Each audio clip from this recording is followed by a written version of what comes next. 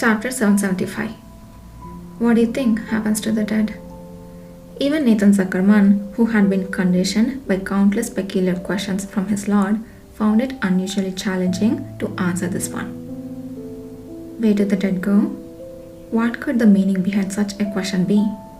The knight from the southern lands, having been silent, finally spoke with a heavy voice. In the temples, they say one goes to heaven or hell, don't they? According to the doctrine of the sun god, it is believed that after death, based on divine judgment, one either goes to heaven, where angels dwell, or hell, the realm of demons. However, eternity is not spent there.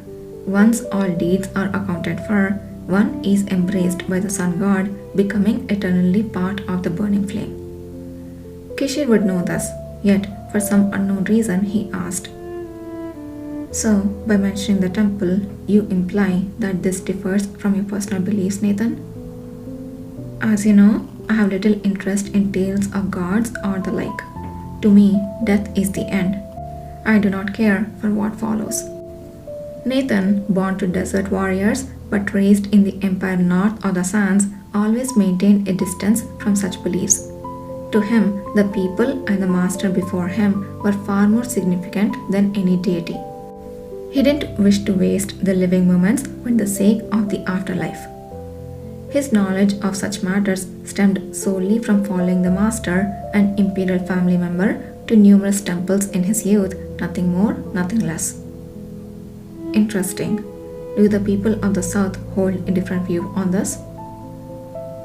In the faith of the southerners, I have heard that when one dies, they become a star in the sky.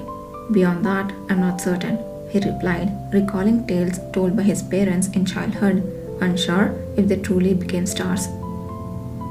So, either embraced by the sun or becoming a star. What then? Do you think of the existence of ghosts? This third question compelled Nathan to reveal his doubts to his master. It seems to me that these are questions best suited for praise, not for me. Is there a reason, you ask? Just that I have never deeply pondered the afterlife, but now it seems I might need to explore these matters. I was curious about others' views, and you, being my subordinate, were the first I thought to ask. You have come to inquire about the afterlife? Sharp hearing, yet you question me again. Despite knowing why Nathan had asked, the master seemed disinclined to explain. Nathan remained silent for a long time. His extensive experience usually prevented any discomfort. His prolonged silence indicated the profound seriousness he found in this question. Unconcerned with his subordinate's reaction, Kishir urged for an answer. So, your response? Having never seen a ghost with my own eyes, I do not believe in them. Any claim to the contrary would be a delusion or madness. Hearing this blunt response, Kishir's lips curled into a faint smile. I see, as expected. Very well, you may go. ... As Kishir waved his hand dismissively and turned away, Nathan gazed at his retreating figure deep in thought. He had a strong suspicion that his master's unusual behavior was somehow connected to the broader intrigues of Hidir Ale. If the upset question truly held significant importance for the master, Nathan, as his adjutant, felt compelled to gather any information he could to assist. Regarding the afterlife, he mused, recalling days long past spent with his parents. A recent visit to the village of his youth had sharpened these memories. Among those, he spoke to a recollection that suddenly flitted through his mind. Now that I think about it, there was an elderly southerner in our village who spoke about what happens after death. He said that not everyone becomes a complete star when they die. Parts of life get filtered out like dregs, forming the darkness of the night. Kishir, who had been walking, stopped and turned his head. Nathan noticed that his story had struck a chord with the master. Dregs that get filtered out? It seemed to be the southern version of the idea that those who do wrong are barred from heaven. No, it's rather similar to something else. Pardon? Consider this. Isn't there a similar notion here too? That after fulfilling their deeds in heaven and hell, souls are embraced by the sun god to burn eternally. However, there are deeds that no matter how much time passes cannot be erased, whether good or bad. The unerased signifies remnants. Kishir, deep in thought and stroking his chin, uttered in a somber tone.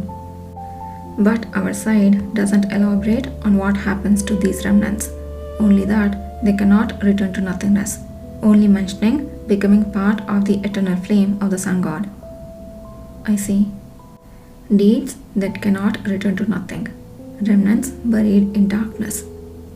In the ensuing silence, Kishir was lost in thought. His red eyes, visible beneath his lowered eyelashes, held a deeper contemplation than ever before. Nathan Zuckerman waited quietly for his master to gather his thoughts.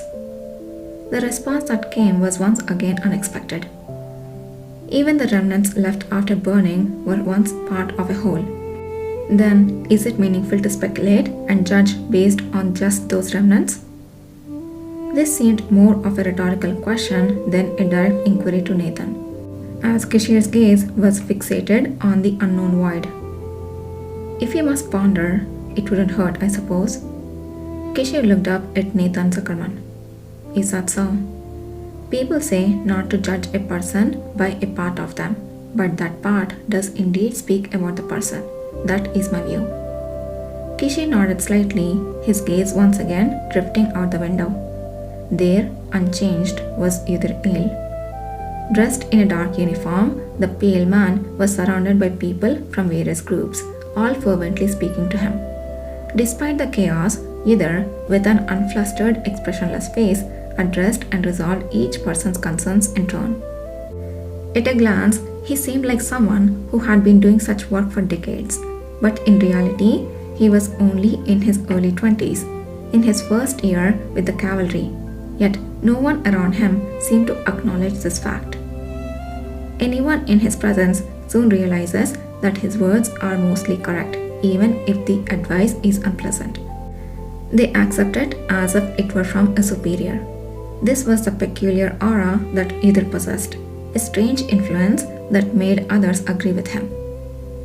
As Nathan observed the scene, Kishir spoke up. Nathan, can you look into that part you mentioned earlier in more detail? Do you mean the tale about the remnants that failed to become stars? If it's needed, I shall do so. Thank you. I realize it must have seemed like a strange question. Instead of replying, Nathan let out a small sigh, directing it towards the hand of his master, patting his shoulder. It's far easier than when you proposed creating a bestiary and a map for the monsters around Paleta.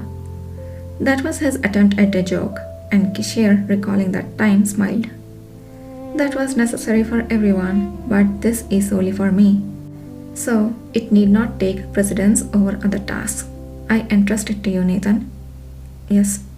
With a nod, Nathan Zuckerman left. Kishir stood still, gazing down at his own hands. I said it couldn't be speculated with the knowledge I had, but in truth, emotions could lead to conjecture, especially if it were a part of me.